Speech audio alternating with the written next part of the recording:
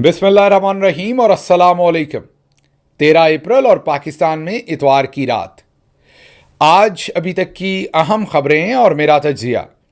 आज की पहली खबर, army chief general Asim Munir की अमरीकी कांग्रेस मेंबर्स के साथ मुलाकात क्या, पूरी एक दास्तान है।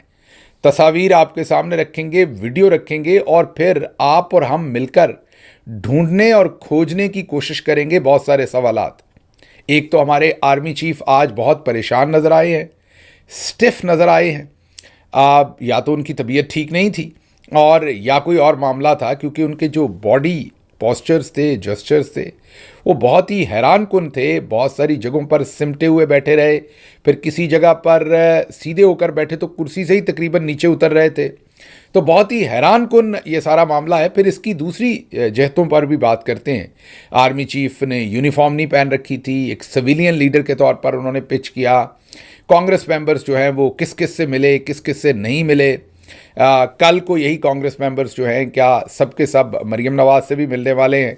तो बहुत सारे सवालात के आपके जवाबात देंगे। लेकिन पहले आपको ये बता दें कि आज ये तीनों कांग्रेस मैन जो हैं, जनरल बर्गमैन जो मिशिगन से हैं, टॉम स्वाजी जो न्यूयॉर्क से हैं और कांग्रेसमैन जैक्सन जो शिकागो एरिया से हैं, ये तीनों पाकिस्तान में हैं। और इनमें जो सीनियर तरीन है, जो जिनका रेलेवेंस था इस ट्रिप से सबसे ज़्यादा, वो जनरल बर्गमैन है और वो आज पाकिस्तान से वापस आ जाएंगे किसी वक्त भी। वो कल मरीम नवाज साहबा से नहीं मिलेंगे। लेकिन जो दूसरे दो कांग्रेस मेंबर्स हैं वो शायद कल लाहौर जाकर मरीम नवाज साहबा से मिलें। मुलाकात किस वक्त होनी है, कहाँ होनी है, वो तमाम इन्फॉर्मेशन हमारे पास है। लेकिन ज़ाहिर है जो लोगों की ट्रैवल की सिक्योरिटी होती है, वो कभी भी किसी के बारे में भी उसके ऊपर बहुत लंबी चौड़ी बात नहीं करनी चाहिए। इसलिए वापस आते हैं। आर्मी चीफ के साथ उनकी आज जो मुलाकात हुई, दोपहर 3 बजे हुई। इस मुलाकात में जनरल बर्गमैन और जो रिटायर्ड आर्मी जनरल हैं अमरीकी फ़ौज से, वो और army chief general Asim Munir तमगा इम्तियाज़ मिलिट्री बैठे। लेकिन हैरान कुन से सीन हैं। आप ज़रा ये तस्वीर और वीडियो देखें, बहुत स्टिफ हैं, बहुत ही डिफरेंट तरीके से बैठे हुए हैं, कंफर्टेबल नहीं है अपनी बॉडी लैंग्वेज में। पूरी मीटिंग में जब वो 1-on-1 पहले उनकी पिक्चर आई जो बैठे हुए, उसके बाद टेबल पर बैठे हुए जो मीटिंग है, उसमें एक जगह पर उन्होंने अपनी चारों उंगलियां ऐसे रखी हुई हैं, अंगूठा शायद मोड़ा हुआ और दूसरी उंगली ऐसे रखी हुई है दूसरे हाथ की। बहुत ही डिफरेंट जेस्चर थे मीटिंग्स में, यूजुअली हमने ऐसा नहीं देखा। फिर हाथ दोनों ऐसे बांध के आगे को झुके हुए हैं बात करने के लिए। बहुत स्टिफ बॉडी लैंग्वेज है पूरी की पूरी, बिल्कुल भी कंफर्टेबल नहीं है। या तो तबीयत ख़राब है या कोई प्रेशर फील कर रहे हैं। ये समझ से बाहर है कि इतना स्टिफ बॉडी लैंग्वेज क्यों था आज पूरी की पूरी इस मीटिंग के अंदर। जब चेयर पे बैठे हुए हैं तो आपने देखा कि बिल्कुल चेयर की जो आखिरी हद होती है, लाइन है, तकरीबन उस पर बैठे हैं। खुदा न खास्ता कहीं नीचे नहीं गिर गए, मतलब मुकम्मल आगे आके बैठे हुए हैं आर्मी चीफ। सही कंफर्टेबल तरीके से उस चेयर के ऊपर भी नहीं बैठे। तो ये मुझे नहीं पता कि उसकी वजह क्या हो सकती है कि इतनी ज़्यादा जो उनकी बॉडी लैंग्वेज डिफरेंट है। तस्वीर देखें। अच्छा, सिर्फ उनकी तस्वीर नहीं, आपके सामने कुछ और तस्वीर रखते हैं। एक तो फ्रंट लाइन पे जितने लोग भी बैठे हैं जो बातचीत कर रहे हैं वो तो हैं, लेकिन आप देखिए कि जो पीछे स्टाफ बैठा हुआ है वो अमरीकी स्टाफ देखे तो वो बॉडी लैंग्वेज जो है वो बहुत कंफर्टेबल है। अमेरिकी मिलिट्री स्टाफ जो है, क्योंकि मैंने आपको बताया कि क्योंकि जनरल बर्गमैन जो है वो अमेरिकी मिलिट्री साइड के मामलात को भी बहुत सारा देखते हैं। वो एक हैं तो कांग्रेसमैन, लेकिन बड़े इंपॉर्टेंट रोल हैं उनके अमेरिका की पूरी सिस्टम के अंदर। और हमारे अच्छे दोस्त भी हैं जनरल साहब जो हैं, जनरल बर्गमैन। हमारे का मतलब है पाकिस्तानी कम्युनिटी के, और हमारी उनसे मुलाकातें भी रही हैं। अच्छे नफीस आदमी हैं, बहुत धीमे हैं, अच्छे हैं और बड़ी नपीतुली बात करते हैं। तो आज आर्मी चीफ के साथ उनकी जो मुलाकात थी, मतलब या तो ना कोई बड़ा एग्रेसिव बंदा हो तो समझ आती है, ये बड़े धीमे हैं जो कांग्रेसमैन बर्गमैन है और बड़े फ्रेंडली हैं। तो उसमें इतना प्रेशर, ये मेरी समझ से बाहर है। अगर वाकई को कड़क आदमी होता तो फिर शायद मुझे नहीं पता क्या मामलात बनते। लेकिन पीछे जो अमरीकी लोग बैठे हुए हैं वो बड़ी बॉडी लैंग्वेज उनकी कंफर्टेबल है। जो दूसरी तरफ हमारे वाले हैं वो उधर भी बॉडी लैंग्वेज स्टिफ ही नज़र आ रही है। तो ये जो ओवरऑल मंजरनामा है ये आपके सामने, सबसे पहले तो आप ये देख लें, उसके बाद आगे चलते हैं। अगली बात जो इसमें मेन देखने वाली वो है कि आर्मी चीफ ने आज अपनी यूनिफॉर्म नहीं पहनी हुई थी। जाहिर है उन्होंने वर्दी नहीं उतारी हुई, वो रिटायर्ड नहीं है या उनका टेन्योर ख़त्म नहीं हो गया अभी, वो आर्मी चीफ ही हैं। तो अगर या तो जैसे सदर मुशर्रफ ने वर्दी उतार दी थी ना, तो वो अपने नॉर्मल जो सिविलियन कपड़ों के अंदर लोगों को मिलते थे, अब इन्होंने अपने आप को सिविलियन कपड़ों के अंदर प्रेजेंट किया है। अब ये नहीं पता कि ये सिविलियन लीडर के तौर पर या पाकिस्तान के चीफ एग्जीक्यूटिव के तौर पर अमरीकियों के सामने अपने आप को पिच कर रहे हैं, वजह क्या है? क्योंकि अगर जनरल साहब आए, या फिर मुझे आर्मी के जो कवानीन हैं वो नहीं पता कि उसमें क्या इन्हें उन्हें सलूट मारना पड़ जाना था, इसलिए मुझे नहीं पता। यकीन कीजिए मैंने किसी से बात नहीं की, क्योंकि वो इनसे सीनियर जनरल होने थे। तो मिलिट्री टू मिलिट्री इसका क्या क्राइटेरिया होता है, ये किसी फ़ौजी अफसरान जो हैं वो ज़रूर इस वीलॉग के बाद मैं उनसे पूछ लूँगा, या बहुत सारे मुझे ज़रूर कांटेक्ट करके बताएंगे दोस्त जो हैं। तो कोई ना कोई प्रोटोकॉल तो होता होगा, क्योंकि आप कहेंगे कि वो क्यों हो, वो किसी और फ़ौज के, ये किसी और फ़ौज के, लेकिन बहुत सारी जगहों पर इकट्ठे काम भी तो करते हैं ना, जैसे UN के मिशंस होते हैं। तो कोई ना कोई प्रोटोकॉल तो सेट होगा कि फॉर एग्जांपल अगर कोई हमारा जनरल है और इंडियन ब्रिगेडियर है, तो वो एक दूसरे के साथ कैसे पेश आएंगे, या उनका जनरल है और हमारा ब्रिगेडियर है या कर्नल है, तो वो या दूसरे मुल्क जो हैं, श्रीलंका है या कोई भी मुल्क है, तो कैसे पेश आना है एक दूसरे के साथ, तो कोई ना कोई प्रोटोकॉल होगा। तो अब ये नहीं पता कि अगर इन्होंने यूनिफॉर्म पहनी होती, वो तो यूनिफॉर्म में नहीं है, वो तो रिटायर्ड हो चुके हैं, जो जनरल बर्गमैन है वो तो रिटायर्ड हैं, तो उन्होंने तो जाहिर है अपने, वो कांग्रेस मेंबर हैं तो उन्होंने उन्हीं कपड़ों में जाना है।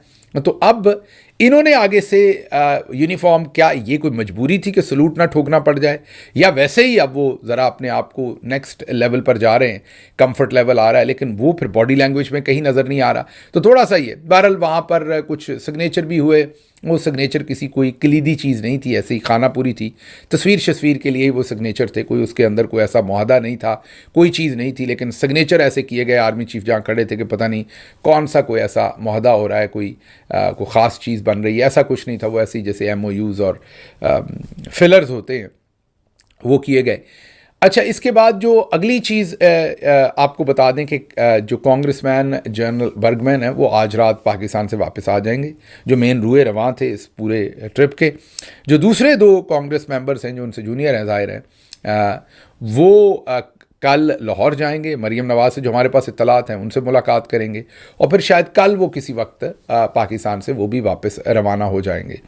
तो अब आपके ज़हन में बहुत सारे सवालात हैं, आप मेरे से ज़ाहिर है जानना चाहते हैं कि ये जो इतना इम्पॉर्टेंट डेलीगेशन आया, जिसके पीछे पाकिस्तानी डायस्पोरा की बहुत एफ़र्ट थी और इसमें कोई शक नहीं, इस सारी एफ़र्ट में इन लोगों की पाकिस्तान तहरीक इंसाफ से कोई मुलाकात नज़र नहीं आई, किसी और से इंटरेक्शन नज़र नहीं आई। तो इस पे मैं अभी फ़िलहाल कुछ ज़्यादा नहीं बोलूँगा।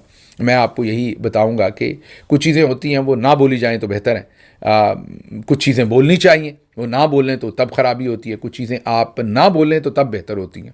तो इसमें आप यही ज़हन में रखिए कि ये चीज़ ना बोली जाए तो बेहतर है। बस इसमें इतना ही मैं ये कहूँगा कि अपने ही गिराते हैं नशे मन पे बिजलियाँ, तो कोई बात नहीं, ये चीज़ें चलती रहती हैं।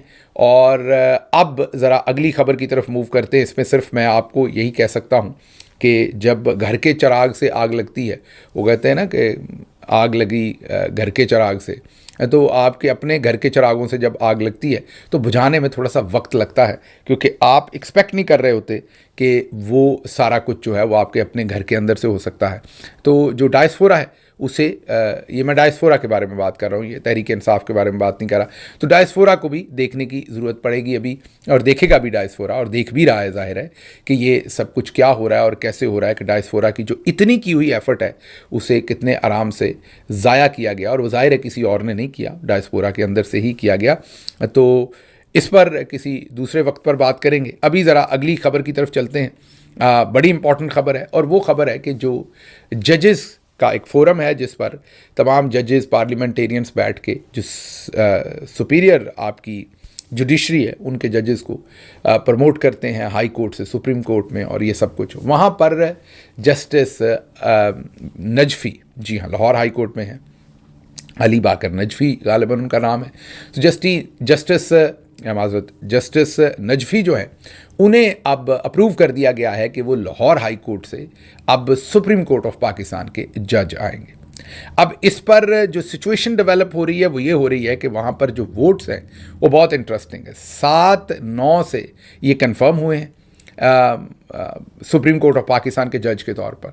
जो वहाँ पर वोट पड़े हैं उनमें justice Munib, justice Mansoor, justice Yahya Afridi, इन तीनों ने, और गालिबन शायद जस्टिस मंदोखेल ने भी, या नहीं ये मुझे नहीं पता, लेकिन इन्होंने justice, I think justice Mandokhel ने भी, जस्टिस जो नजफी हैं इनके शायद ख़िलाफ़ वोट किया। मीन के इनकी जो हाई कोर्ट से सुप्रीम कोर्ट लाने की अपॉइंटमेंट थी उसके ख़िलाफ़ उन्होंने वोट किया या उसके हक़ में वोट नहीं किया। लेकिन सबसे इंटरेस्टिंग यहाँ पर बात यह है कि जो तहरीक इंसाफ के दो वहाँ मोअज़्ज़ज़ मेंबर्स हैं, बैरिस्टर गौहर साहब और बैरिस्टर अली ज़फ़र साहब, उन्होंने नजफ़ी साहब के हक़ में वोट किया। अब अभी तक तो ये मेरा नहीं ख्याल कि मीडिया पर ये बात बहुत ज़्यादा है या सोशल मीडिया पर, लेकिन ये आ जाएगी। कुछ दोस्तों ने बात की, मैंने देखा अतर काज़मी साहब ने बात की, बहुत उम्दा काम करते हैं अतर काज़मी साहब, ज़रूर देखा करें, उनकी बात सुना करें, बहुत ही अच्छा काम करते हैं वो। तो ये आहिस्ता आहिस्ता आप देखेंगे कल इस पर भरपूर बात होगी। अब जो जस्टिस बाकर नजवी हैं उनके बारे में मिली जुली बैकग्राउंड है, क्योंकि आपके जहन में सवालात होंगे कि जब justice Munib, justice Mansoor, justice Yahya, justice Mandokhel एक तरफ वोट कर रहे हैं, 2 वोटों का ही मसला था, अगर ये हमारे मेंबरान 2 वोट ना करते तो बाकर नजवी जो है वो जज ना बन सकते सुप्रीम कोर्ट के। तो ये क्या किया इन्होंने, क्यों जस्टिस मुनीब और जस्टिस मंसूर के ख़िलाफ़ जाके वोट दिया। अब इसमें दोनों तरह के नज़रियात हैं, दोनों तरह की बातें। मैं हतमी बात इसलिए नहीं कर सकता, ना मैं वकील हूँ, ना मैं इन बातों को उतना वकला पॉलिटिक्स को अंदर से जानता हूँ, लेकिन जितना जानता हूँ वो आपके सामने रख देता हूँ। अब इसमें जो सिनारियो है वो ये है कि याद कीजिए कि जस्टिस बाकर नजवी के बारे में ये सोचा जाता था, समझा जाता था, अमूमी तासर था शायद, कि वो इस्टेब्लिशमेंट के बड़े करीब हैं और इस्टेब्लिशमेंट के पसंदीदा हैं। लेकिन जब चीफ जस्टिस बनने का मौका आया लाहौर हाई कोर्ट का, तो जस्टिस नजफी साहब को जो है वो पीछे कर दिया। तो जस्टिस नजफी साहब को पीछे करके उनकी जगह पर जस्टिस आलिया नीलम साहबा को लाहौर हाई कोर्ट का चीफ जस्टिस बना दिया गया। हालांकि जस्टिस नजफी सीनियर तरीन थे और उन्हीं का हक बनता था। और उस वक्त याद कीजिए पाकिस्तान तहरीक इंसाफ और दूसरे बहुत सारे लोग, तहरीक इंसाफ ने शायद ऑफिशियली नहीं, लेकिन बहुत सारे वकला जो तहरीक इंसाफ में थे और आम आवाम थी, वो सारे यही समझ रहे थे कि जो सीनियर तरीन जो एक रूल है उसी को फॉलो होना चाहिए, सीनियर तरीन जज को ही बनना चाहिए और जस्टिस आलिया नीलम साहबा को फ़िलहाल चीफ जस्टिस नहीं बनाना चाहिए, ये रूल नहीं तोड़ना चाहिए। लेकिन बहरहाल उस वक्त इस्टेब्लिशमेंट ने इसे मनूवर किया, मैनेज किया, और जो एक तासर था कि जस्टिस नजफी उनके बड़े करीबी हैं, वो तासर किसी हद तक ज़ायल हुआ। पूरी हद तक तो ज़ायल नहीं हो सकता, क्योंकि इमरान खान साहब के बहुत सारे केसेस उनके सामने थे, वो रिलीफ दे सकते थे, उन्होंने रिलीफ नहीं दिया, तो वो भी एक चीज़ अपनी जगह पर स्टैंड करती है। बहरहाल उनके साथ उस टाइम वो आप ये कह लें कि नाइंसाफ़ी हुई और उनको जो उन्होंने चीफ जस्टिस बनना था नहीं बनने दिया गया और जस्टिस आलिया नीलम साहबा बन गई। अब नजवी साहब ऊपर आ गए। अब तहरीक इंसाफ अगर इनको वोट नहीं देती तो जो इनके बाद बनने थे जज साहब, मीन अगर ये ना बनते कोई और बनता, तो क्या वो एंटी इस्टेब्लिशमेंट होने थे, प्रो पीटीआई होने थे? मुझे नहीं लग रहा, वो भी ऐसे ही होना था। उन्होंने भी थोड़े से प्रो इस्टेब्लिशमेंट, और जहाँ दाव लग गया, जैसे नजवी साहब का है कि इमरान खान साहब को रिलीफ भी नहीं दिया, दूसरी तरफ से इस्टेब्लिशमेंट ने भी इन्हें नुकरे लगा दिया।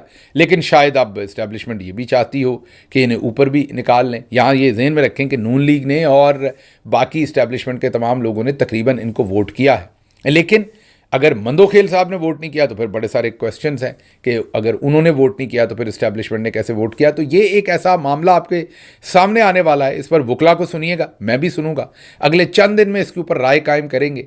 फ़िलहाल तो मुझे इसमें ना कुछ बहुत अच्छा हुआ नज़र आ रहा है, ना बहुत बुरा हुआ नज़र आ रहा है। मुझे लग रहा है जो गिवन एनवायरनमेंट है उसमें यही किया जा सकता था, यही किया गया है।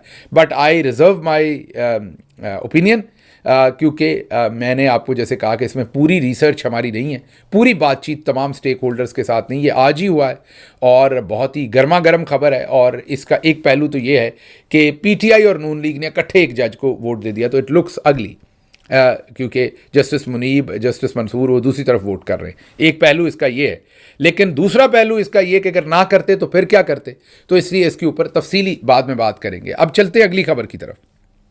अगली खबर, पाकिस्तान तहरीक इंसाफ ने, जो पिछले कई दिन से एक बड़ा मसला चल रहा था कि इमरान खान साहब से कौन मिलेगा, जब मुलाकात का दिन आता है तो लोगों को रोक दिया जाता है, मर्जी लिस्ट पाकिस्तान तहरीक इंसाफ जमा करवाती है, लेकिन लास्ट मिनट मर्जी के लोगों को अंदर भेज दिया जाता है।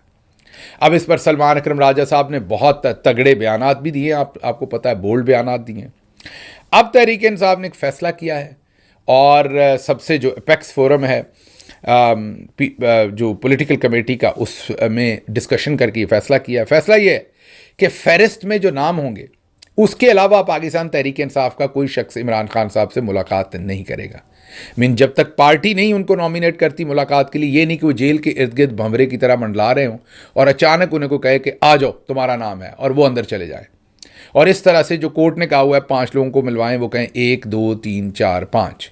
तो इस तरह तो यकीन कीजिए, अगर हर जगह से पाकिस्तानी, आम पाकिस्तानी भी जाके कहेगा मैं पीटीआई का वर्कर हूँ, तो उधर वो जो जेल के सामने कर्नल साहब हैं उन्होंने कहना आ जा भाई, तेरा भी आज नाम है, तू भी अंदर आ जा। तो अब पीटीआई ने फैसला किया है कि ऐसा नहीं होगा, पार्टी में से कोई भी शख्स जो है वो लिस्ट में नाम नहीं होगा तो मिलने नहीं जाएगा तो उसके खिलाफ तादीबी कार्रवाई होगी। और बैरिस्टर गौहर, सलमान अकरम राजा और पंजोता साहब जो हैं, उनके ज़रिए फ़हरिस्त जेल हकाम को अरसाल की जाएगी, किसी एक इनमें से वो भेजेंगे क्योंकि इन तीनों के नाम हैं। और अगर कोई साहब इस्टेब्लिशमेंट से, अगली खबर आपको देते हैं, वो इस्टेब्लिशमेंट से रिलेटेड है, मुज़ाकरात से, लेकिन अगर कोई साहब जो है वो इस नोटिफिकेशन के बगैर अंदर जाएगा तो फिर उसको पीटीआई के से हटके ही तसव्वुर किया जाएगा, पीटीआई के रैंक एंड फाइल से हटके, पीटीआई के फैसले से हटके। अब देखते हैं कि ये जो नई महाजबंदी है तो बड़ा इफेक्टिव काम जो किया है, ये कलामिया जारी किया, लेकिन मुझे नहीं लगता कि रुकने वालों ने रुकना है। मुझे नहीं लगता जिनको कर्नल साहब ने आवाज़ देनी, कई बंदों ने निकल जाना है बीच में से। ये अच्छा करेंगे वो, नहीं, ज़ाहिर है अच्छा नहीं करेंगे, नहीं करना चाहिए उन्हें, लेकिन मैं सिर्फ आपको ये बता रहा हूँ कि मुझे रुकते हुए नज़र नहीं आ रहे। अगली खबर सलमान अकरम राजा साहब ने बहुत क्लियर स्टेटमेंट दे दी है कि अगर कोई साहब इस्टेब्लिशमेंट से मुज़ाकरात की कोशिश कर रहे हैं तो ये उनकी इनफरादी कोशिश है। अमेरिका से जो लोग मुज़ाकरात की कोशिश कर रहे हैं उनसे भी लातल्लुकी की है बैरिस्टर सलमान अकरम राजा साहब ने, और उन्होंने ये कहा है कि उनसे जो भी किसी से मुज़ाकरात कर रहा है ये पार्टी नहीं करवा रही, पार्टी की इंडोर्समेंट नहीं है, पार्टी ने किसी को नहीं कहा हुआ, पार्टी किसी को ओन नहीं करती, पार्टी किसी की एफर्ट्स को एंडोर्स नहीं करती, ओन नहीं करती। फ़ायदा हो या नुकसान हो वो उसी शख्स का है, वो अच्छा कर रहा है या बुरा कर रहा है वो बाकी सब लोग जज करें, हमने किसी को इजाज़त नहीं दे रखी। तो अब आपको ये भी क्लैरिटी हो गई कि जो पाकिस्तान के अंदर इस वक्त मुज़ाकरात की बातें हो रही हैं, अमेरिका से जाके जो हुई, वो खुद साख्ता एजेंडे हैं, खुद साख्ता प्रोग्राम्स हैं, उसमें पार्टी की कहीं पर इंडोर्समेंट या पार्टी का कहीं पर उसमें ट्रस्ट या पार्टी की कहीं से शाबाश या पार्टी का कहीं से कि आप कर लें मुज़ाकरात, किसी को मैंडेट नहीं है। ये अगर किसी ने खुद से, जैसे अब आप देखें कि सलमान अकरम राजा को बाहर रोक लिया जाता है, अंदर ही नहीं जाने दिया जाता। सवाती साहब अंदर जाके कहते हैं कि मेरी इमरान खान से बात हो गई और मैं अब बुध वाले दिन बड़ी अहम मुलाकात करने लगा हूँ और मुज़ाकरात शुरू कर देने लगा हूँ। सलमान अकरम राजा से कोई पूछता है कि जी किससे मुज़ाकरात हो रहे हैं, वो सेक्रेटरी जनरल हैं, उन्हें यकीनी तौर पर पता होना चाहिए, उनका हक है और पार्टी के लोगों का फ़र्ज़ है कि उनको बताएं, लेकिन सवाती साहब उनको नहीं बताते। ऐसे ही अमेरिका से कुछ लोग कहते हैं कि नहीं, हम इमरान खान के बड़े सगे, हमने तो ये मुज़ाकरात करने।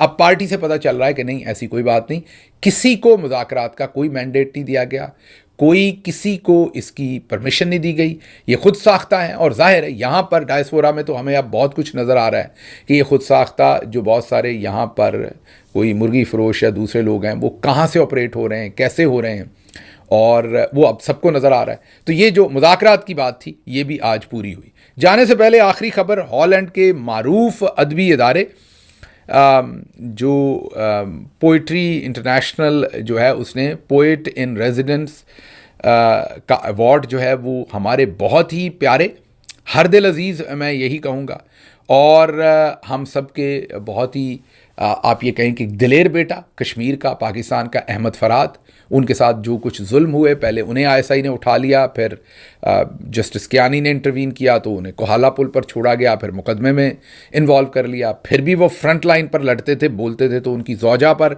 झूठा कत्ल का मुकदमा बनाकर महीनों जेल में रखा और फिर उनके ट्विटर को खामोश करवाने की कोशिश की गई।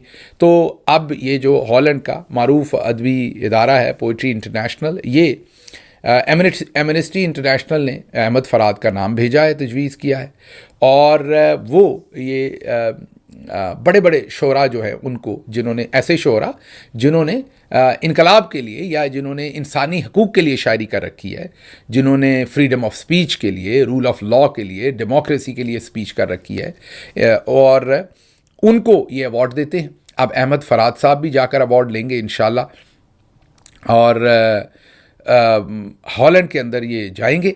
52 रोज़ वहाँ पर क़याम होगा, इन्हें अवार्ड भी मिलेगा, पोइट्री फेस्टिवल होगा, मुख्तलिफ इंटरव्यूज़, वर्कशॉप्स और तकरीबात होंगे। लेकिन मुझे लगता है चौधरी शायद ना जाने दे। चौधरी किसी को भी बाहर नहीं जाने देता जिससे चौधरी को ख़तरा हो, लेकिन मेरा मशवरा चौधरी को ये कि इनको जाने दे। कश्मीर का बेटा है, पाकिस्तान का बेटा है, पाकिस्तान के लिए इज़्ज़त समेट रहा है। मेरी तरफ से, आप सब की तरफ से अहमद फ़राद को बहुत बहुत मुबारकबाद। एक रोशन चेहरा है अहमद फ़राद हमारा, और हसास चेहरा है, और मैं उम्मीद करूँगा कि अहमद फ़राद को बाहर जाने से नहीं रोका जाएगा। मुझे यहाँ से इजाज़त दीजिए। अल्लाह आपका हामी और नासिर हो। पाकिस्तान जिंदाबाद।